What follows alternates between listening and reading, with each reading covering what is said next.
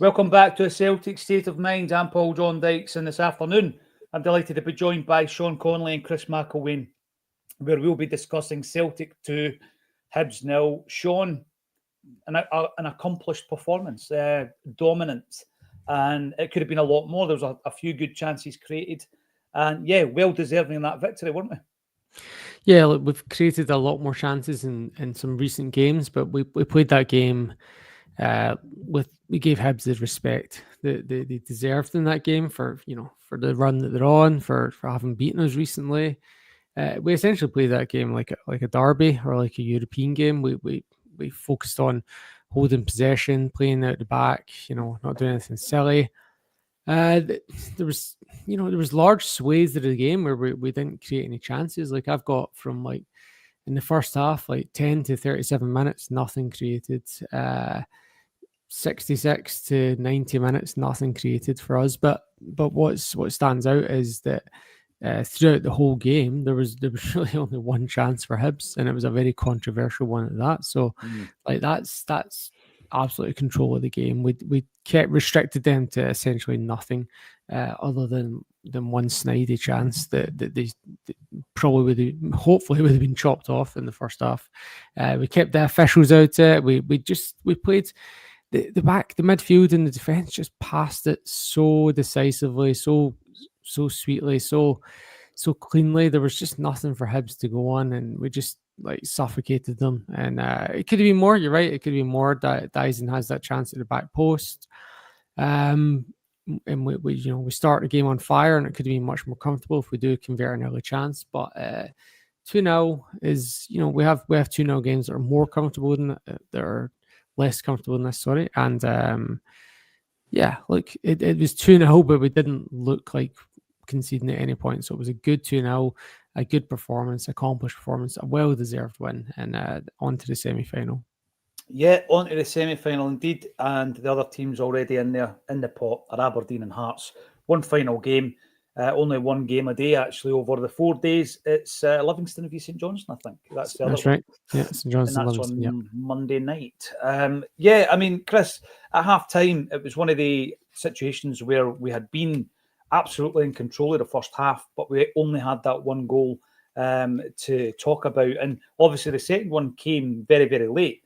But I'm with Sean on this. I had absolutely no doubt. I had no issue, no anxiety that Hibs were actually going to create something. I thought we were in cruise control. Now, the point Sean makes about long periods of time, I sometimes think we do that. We kill a game. But it looks as though we lack creativity during these spells. Reo Hatate was getting a wee bit of stick in the comments. Did he turn it around in the second half for you, Chris?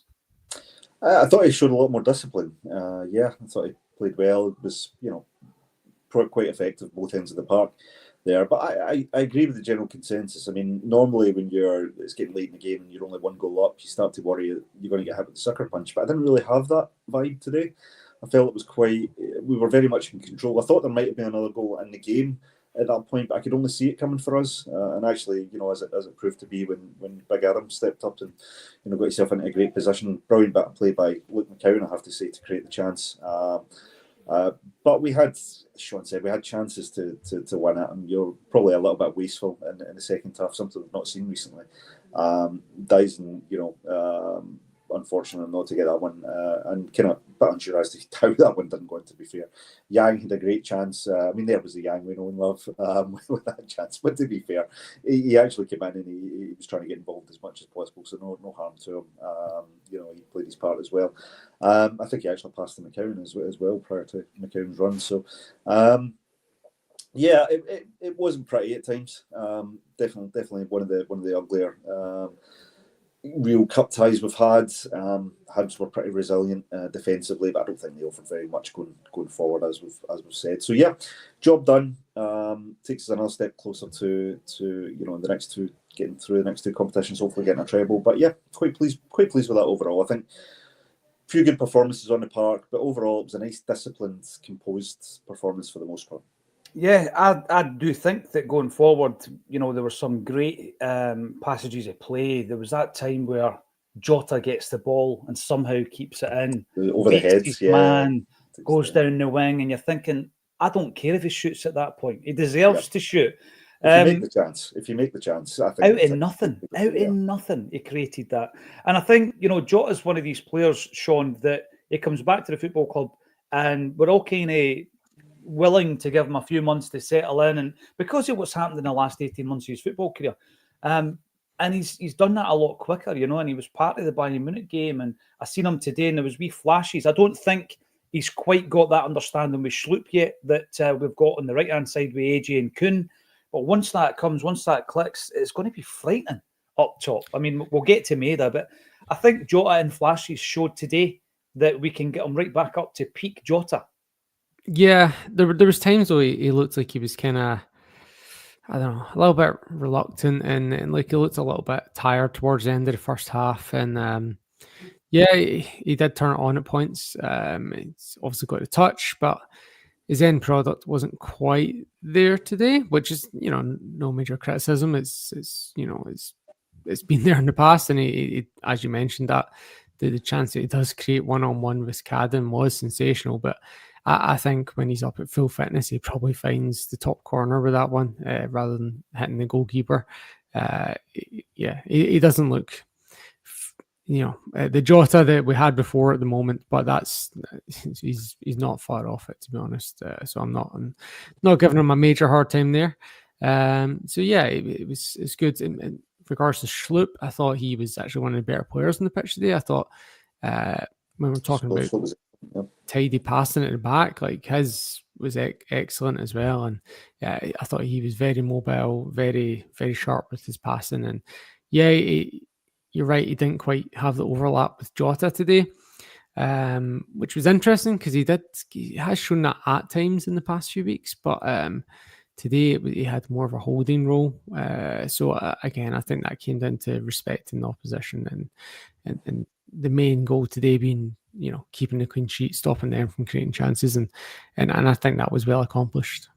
Yeah, it definitely was. I'm going to bring in as many comments as I possibly can. Thanks, everybody, for getting involved in the full-time bulletin. Give us a big thumbs up on the video and subscribe to the channel if you haven't done so already. Celtic win 2-0 in the quarterfinals of the Scottish Cup at home. Full house, nice and sunny, and a good performance to boot. Joe Hamilton, Big Adam steps up again. Let's talk about Adam Idah. We'll get to Daizen. We'll get to the referee's performance, Sean. But let's talk about Adam Idah because I think we were talking at the beginning of the show before the game around where he's found himself. His position's not really changed. It's just that the first choice striker's changed from Kyogo to Maeda. And people might argue that he didn't take his chance when he got it. And the suggestion was that there's going to be big moments. And we said, Chris, before the game, if he gets a chance today, he's got to take it. Not only did he do that, and he kind of played with a bit of freedom and he was into a bit of a rhythm. There was a couple of occasions where he's given two other players a chance. He got out the road to Maeda and he let the ball run to Yang, didn't he? So it was good to see him coming off. He's clearly a confidence player, and hopefully that gives him a wee boost. Yeah, couldn't ask any more from him. But he didn't get a huge amount of time to come on and influence the game. But all that game really lacked at the end for us was that security blanket of a second goal, and he came in and he provided it. I thought his positional play was quite good. I was a wee bit concerned he could have found himself in an offside position when Jota plays the ball through for him and Yang. But I think you're right. I think you recognise Yang was probably the slightly better option to take the shot. And Yang's a bit unfortunate. It's not an easy one to take. And Yang hadn't been on the park long at that point either. So, but yeah, it was a composed, mature looking performance from Idah. And it's all you can ask. If you're coming off the bench, you're a striker. All you can ask is you come on and you influence the game in a positive way, and getting a goal is the way to do that. So, yeah, hopefully it's a boost for him going into the next game. I still think that Maeda is the established first choice, but I think what you want Idah to come on and make that kind of impact when he gets the opportunity, and he'll definitely get games off the from the start as we go through the season. As we get it over the line. So, yeah. Good to see him come in. Good attitude, and more, please. Yeah, more of that, more of the same. Don't want to put a dampener on the discussion, Sean, but that refereeing performance was dreadful. Some of the basics like Gunslop getting in the way. There was one time where McCowan is screaming at him because he just basically got in the road. And you're looking at Schlupp's booking, just wee things.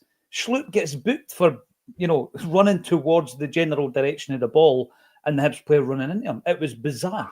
And, obviously we're talking in the half-time show about the throw-in and the furore that would have caused had Hibs scored in the first half. Honestly, we're not going anywhere with referees and officials. Even when we win, we're calling it out because I thought it was so poor, so amateurish. Well, on a scale of what we normally get, it was not bad in that sense. There was no major mistakes, right? That caused any goals or anything like that, right? There was no more disallowed. There was, the goal that Daizen Maeda scored. Luke McCowan cuts it back when part of the ball's across the line, and they didn't manage to chop it off with VAR. So that's an improvement, right? No, but I get what you're saying. The standard officiating is not the best, and until they go full time, it probably never will be. I actually thought you're right about the Schlupp yellow card one wouldn't have been a yellow card if it was at any time in the first hour of the game. That's a weird one that referees up here do, where when it's like after 80 minutes, they just start chucking yellow cards for a promising attack. The Hibs player got pinged for one in the first half as well. It was incredibly harsh at Iredale, where the ball cannons off his leg onto his arm and he gets booked for the same thing. I thought that was very harsh as well. Yeah, look, that's the standard here. And look, by Scottish standards, that was actually an okay performance, but you're right, overall, Scottish standards officiating are not the best. And we've seen that even with Willie Collins, like audio review this week where he basically contradicts the UEFA guidance on what is a penalty and not a penalty, and it's like, yeah, he's touched the ball, but we wouldn't consider it playing the ball. Well, that's literally the opposite guidance and interpretation we saw from UEFA officials in the Celtic Bayern Munich game. So I guess Scotland's just a different refereeing standard from the rest of the world, which is an interesting thing of itself. Yep, it is. It's a microcosm of absolute inadequacy, if you ask me, Sean. And I think it's easily fixed. I actually do. I think it's so easily fixed. People keep going on about the monetary factor when it comes to VAR. There's money in Scottish football for that kind of thing. When you look at the SFA and what it takes to actually run, the amount of staff they've got up at Hampden Park, the very fact that they've still got Hampden Park, I mean, it's a cost. There is no way that the proper VAR system should not be introduced to Scottish football. I want the spider camera, mate. I want the Hawkeye. I want all the fancy cameras. And I want all the best views as well. What did you make of that today? Let us know in the comments section. Let's get a wee chat about it. And of course, we'll start to look ahead to next week and the big one. Stephen Sloan, unhappy with Nick Walsh. Good to see you, Stephen. Haven't seen you in a while, pal. Hope everything is all right with you. Always great to see you commenting on that as well. There's a lot of good, positive comments coming in relation to Luke McCowan, Paul Rees. It's just the shades. He's just wearing the shades. CJ Hatate has been good. I agree with you. There was a differing of, what would you say, opinion at halftime. A lot of people were saying he's been off the boil, etc. And he does that. That's Hatate. I just think I've come to accept what he is. He's an inconsistent player, sometimes within the same game. But I was watching near the end of the match, Chris, thinking to myself, he's strolling it now. He was absolutely strolling it. It was clear that he was going to finish the game. There was a moment where Maeda makes a run and he wants it taken over the top, and Reo just puts his foot in the ball, takes a wee look about, takes his time, plays it to the side. Reo Hatate is a real talent, but he is something of an enigma, and he must be pretty hard to manage as well at times, Chris. Yeah, and I think he's also a player that sometimes, particularly if you watch the match on TV rather than being at the ground, I think there's probably a lot of stuff you miss.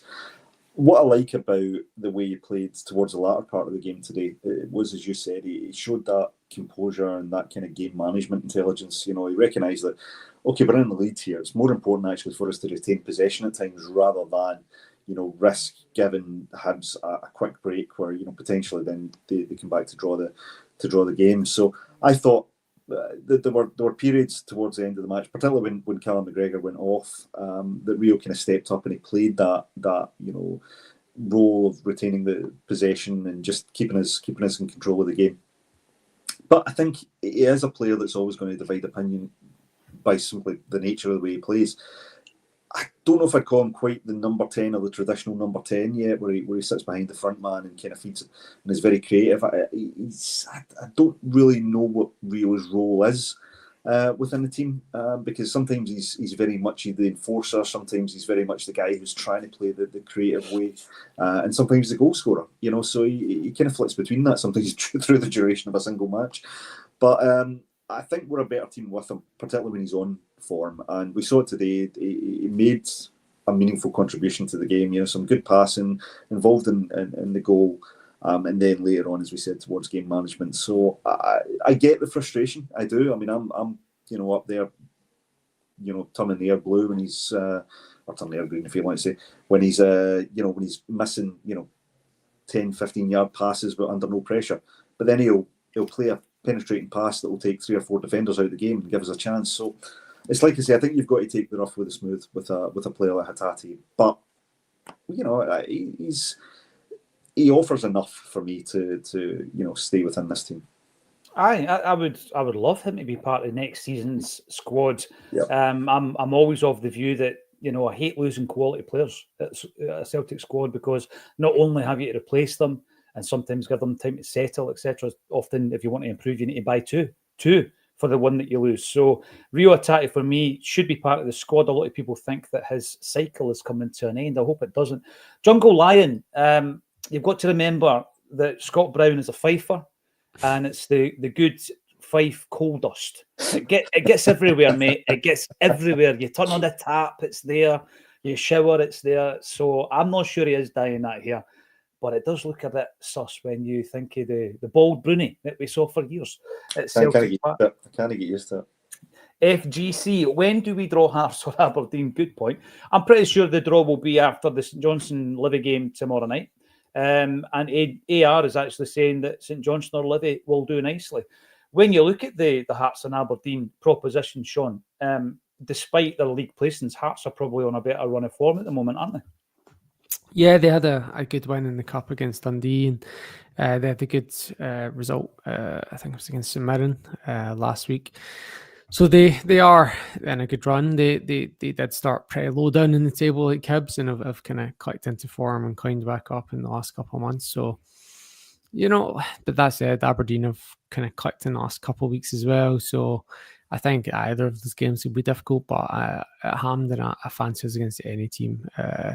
Obviously, St Johnstone or Livingston would be the lower ranked teams, but yeah, Hearts and Aberdeen, both in decent form. But with us, with a full squad, no other distractions, no midweek games, the league, no pressure really in the league in a sense. I'd fancy us at Hampden with that being our main focus. That our main focus essentially for the next 2 and a bit months is 1 or 2 Hampden games, one in April, one in May, and just having a solid finish to the league that we're, is essentially 3 games away from wrapped up. So, I'd rather have Livingston, as you say, but Hampden, I'd fancy us against anyone with that big pitch. Well, Brendan Rodgers has never lost a game at Hampden, and he's never lost a Scottish Cup match either. It's some record. I'm going to work through some of these comments. Brendan McCarthy, welcome to the show. You're on the YouTube. Hopefully you're subscribing and giving us a big thumbs up. I wonder if Jan's girlfriend has gone home. Now, this leads me to the commentary, right? I wasn't aware that Premier Sports were piping in Hibs TV's co-coms.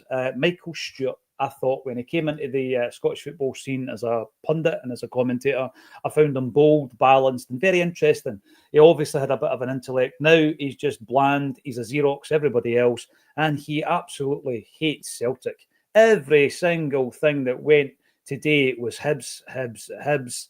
Well, you just can't get any balance. I don't know where you were watching the game, Chris, but honestly, it was tedious. I almost muted him as well, mate.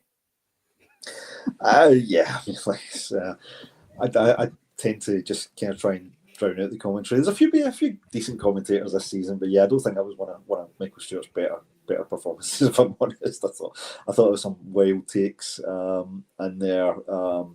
Yeah, but to be honest, I just kind of drown it out and try and listen to the atmosphere. I tell you, talking about the atmosphere, I thought the Green Brigades were exceptional today. I thought they really added to the atmosphere. Every time they were on camera, you could see them dancing and moving. I think you could hear them throughout, which was good. So I thought the atmosphere looked pretty good there. Hopefully it was.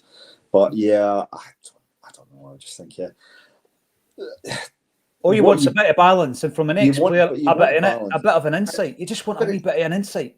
Do you know what seems to happen though in Scottish football when it comes to media and commentary? From everybody from Charlie Nicholas to Andy Walker, and you're not looking for somebody to be so pro Celtic that it becomes uncomfortable to watch, but you're looking for balance. But they do seem to all kind of veer the other way for some reason on commentary. So, or is that just us being paranoid? Is that just tinfoil hat brigade? I don't know. No, my ears were bleeding. Quite frankly, it was terrible, and it's time that they just got back to the basics of giving you a balanced view on the game. And then, if you're an ex-player, tell us something we don't know. Tell us something in relation to that scenario that perhaps you can draw on from your previous experience and say, this is why that's happening, or maybe the gaffer's going to do this. That's all you need. But it was just the pro Hibs brigade today. It did seem a bit like that, I have to say. It was almost like they were willing for a goal to go in there just to, keep them in it. But, I mean, anyone who watched the game knows that there was only one team in them. And I think it's fair to call out. Kaiser is reminding me not only the name of a song and album by the Proclaimers, Sunshine on Grief, he says. I do recall in the local press, the Dunfermline press no less, there was the opening of a sunbed shop in Inverkeithing, because we're all a bit peely-wally in Fife, and it was called Sunshine on Leaf. And who opened it? Scott Brown. And he's standing on Inverkeithing High Street with a pair of shades on and two women in bikinis. Oh, I wish I'd kept that photo. It was dreadful. Les Watts, here we go. Hope we don't get the rain. By the way, dead serious. That happened. It definitely happened. Hope we don't get the Rangers in the net. Oh, wait. Aye, absolutely. They're not in the next round. And nobody is replacing Daizen. Well, hopefully, Maestro 95, we don't have to worry about it, because I can't see any player that would replace him. And it's astonishing, Sean, again, going back to it, it cost something like £1.2 million. Him and Hatate combined cost less than £3 million. It's unbelievable business that they're still here, they're still doing that job, and Daizen has kind of flourished and blossomed into this player who is our number one player now. He is, for me, Scotland's Player of the Year, absolutely no doubt. He's going to hit 30 goals, and he was an absolute pest all day today. He should have scored at least another one. He might have got another two. And for me, he's our number 9. He's got to play through the middle. I love Big Idah, but between now and the end of the season, utilise him like we did at the end of last season. Bring him on. Give them something different to think about, a different option, variation up top. Daizen starts through the middle every game for me from here on in. Sean, would you agree with that? Yeah, look, if we need to replace him, Kylian Mbappe might manage, but I'm not. I don't know about it. There's a debate to be had. It's a bit of a downgrade, Sean, is it not? He's okay. He's decent. He's a decent player. But I'm not sure who else you'd have beyond that. To be honest with you, I think Messi's past it now. Ronaldo, well over the hill. But yeah, it's a shame for Adam Idah in a sense, because you as you mentioned, Maeda probably should have had 3 today. And look, no harm to him. He's been amazing. And that's a conversation we used to have about Kyogo a lot, was that he would have a lot of chances and score 50% or fewer. And it's not something we've been seeing about Maeda in recent weeks. He's actually had quite a good conversion rate, but that he does miss that slightly difficult one at the back post where there's no defenders. It's an open goal, but it is just a bit ahead of him. And then the one where he goes, it looks like he's done everything right. He's gone around the goalkeeper, and the goalkeeper just gets his hand to it somehow out of nowhere. So, I don't think it was really harsh to say that, if you're saying he's missed a couple today, it's a little bit of a harsh reflection on he did have a good game. Alternative view, Idah has one chance and scores one goal. So it's one of those things, right? We can all see from the eye you can talk about the stats and chances scored, chances missed, but we can all tell from the eye test that Maeda is just a really great forward. He puts these players under pressure. He gets on the end of things that other players don't, and and in recent weeks and months, he's just added a calmness and a composure to his finishing. Like when you think of the one he scored last week against St Mirren, like he doesn't score goals like that 2 years ago. He's realised now that his legs can get him into positions now where he doesn't have to do too much with his finish. He can just kind of just put it away from the goalkeeper, right? He can create the space for himself with his pace, and then just put it over there. Yeah, if you're focusing on his misses today, it's a little bit harsh, but I do agree with what you're saying. He is the number 9, I think, at the moment. And I think he'll finish with more than 30 goals this season, which is something we don't see too often, Tremendous. to be honest. No, we don't actually, Sean. Listen, just on that point, sorry to butt in, I was kind of brought up with the folklore that happens every season. And then we've seen it so many times, But in the last decade, like I said at the beginning of the game, only 3 players have scored 30 or more, and it's Kyogo, Lee Griffiths and Moussa Dembele in the last decade for Celtic. Mm-hmm. So it's not something that we do every season now, is it? And for Maeda to do it, having played most of the season on the left wing, I just think it's sensational. Mm-hmm. Absolutely sensational. He was a cult hero. I don't think he's a cult hero anymore. He's just a hero, because cult heroes, obviously, they're so-called because there's always these failings in their game. Paddy McCourt in the last 90 minutes. Everybody loved the fact he was a 70s throwback, but when he got on the ball, he was just sensational. Anton Rogan would run through a brick wall for you, but he would miss a penalty or get sent off. But Daizen's just a hero for me. He's absolutely come through, and he's just an absolute hero and irreplaceable, even with Mbappe. Hearts in the semi-final, says Sean. I'm going to ask you, because we're all fans here, who do you fancy? Who do you fancy in the semis? I'm going to say Aberdeen, guys. I just think we've got a wee sign over them. I think Aberdeen, I think we've got the measure of them, and we probably spooked them in the semi-final. They've never been the same team since then when we beat them 6-0. Hibs are going to finish third in the league. Aberdeen, when you look at their overall performance, will have still had a good season. But I would take them in the semis. What do you think? There's a genuine pleasure when you beat Hearts, though, right? There's an incentive there. They've also gone through a transition at the moment where they've got like a lot of players and a new system that I don't really know, and that worries me a little bit, coming up against the unknown. So I'd be tending away from Hearts just for that reason, and I'd be leaning Aberdeen as a known entity, or St Johnstone as a known entity. I don't want to play Livingston. It's just so boring. I just don't like watching them play ever. So I'd rather not Livingston or Hearts. At least they've not got Dykes any longer. He used to be the bane of our lives, a thorn in the side. Some might say he still is. Is Adam Idah going to become the Celtic Ole Gunnar Solskjaer? Well, there's other players like that. Name me a super sub, guys. Name me a super sub. Because when I seen this comment coming up on X, right, I thought to myself, there was a Liverpool player with bright ginger hair. And in the centenary or the Christmas after the centenary season, I got the official Celtic history VHS, which is on the shelf there. And my brother got a Liverpool one because Kenny Dalglish was on the front of it. And we watched both of those videos so often, the two of us. And there was just this red-haired Liverpool player called Fairclough. Used to come on. I'm pretty sure he scored in the European Cup final. He would score all the time, but he was always a sub. He was a super sub. That's what we used to call him, isn't it? Is he a super sub? What other super subs have we got out there? Have Celtic ever had a super sub? I don't know that we've ever had that depth, have we? Tommy Johnson, maybe? Tommy, not a bad shout, actually. Birchall, yeah. He scored from the bench quite a few times. Reggie Blinker? He never scored much. He frustrated the life out of me, that guy. Yeah. He was somebody. He had the technical ability, Chris. Yeah. He had the ability. But he didn't like a tackle. He was, he used to just shake the dreads and then, draw out the tackle. Super sub, Sean, anybody else? Not just Celtic related. Who can we think of? Scalacci was a bit of a super sub. Remember, Toto Scalacci, Salvatore. Yeah, we're in the age of squad rotation these days, aren't we? So it's like even players that would have been super subs before are now starting every second game. You're right, So it's dying out. Yeah. It's dying out, yeah. Like the sweeper role, something that us Celtic dads can remember fondly. But yeah, there's no many of them now. Maybe Idah will be our super sub. As long as he's scoring. We've got to sign Schloop, says FGC. I don't think anybody's going to disagree with that. I mean, see today, right? You can say, oh, he's more effective at left back, but it's the way he comes inside as well.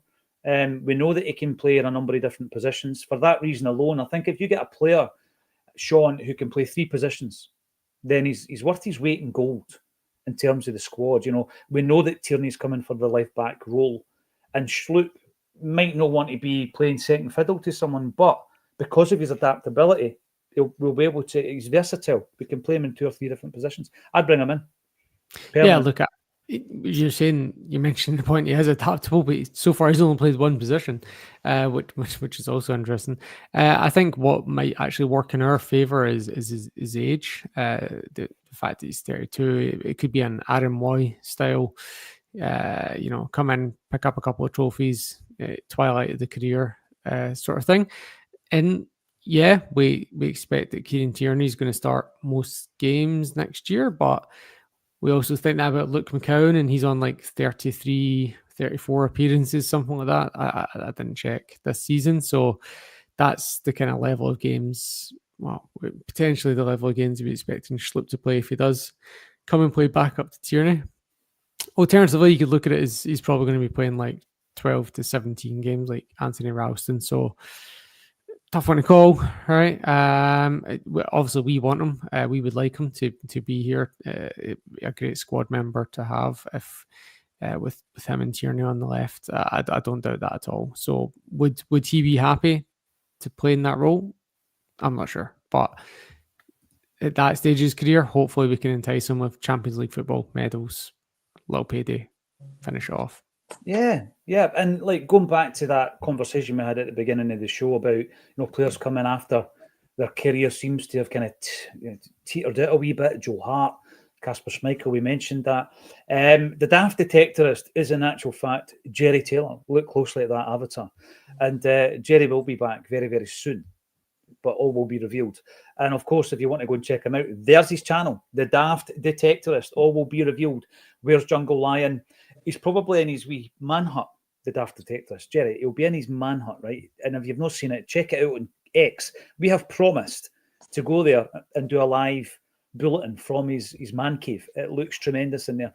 By the way, I cannot believe that I forgot Mark McGee, whose nickname at Celtic was Dingus. Mark McGee was a super sub, but closer to now, in the here and now, Giakoumakis was something of a super sub, wasn't he? Oh, he didn't want to be though. He didn't want to be. He wanted to be. No, you're right. You're right. He liked a goal off the bench. Henrik for Barcelona, Colin, couldn't argue with that. And Franny Weldon points out on the back of Chris's suggestion of Reggie Blinker that he only scored in nightclubs. Which remember the story about Reggie going to a London nightclub with Ian Wright after training. They got a flight down for a night out. Yeah. And did they have training the next day or the day after that? And they went down to London for a night out. Madness. Absolute madness. Listen, thank you every single one of you for getting involved. As I've been chipping on about, give us a thumbs up, subscribe to the channel. We're on to the Rangers game next week, and we'll be back tomorrow, and I'm pretty sure we'll start talking about that straight off the bat. Thanks everybody for getting involved, and thank you to Sean and Chris for joining me on A Celtic State of Mind.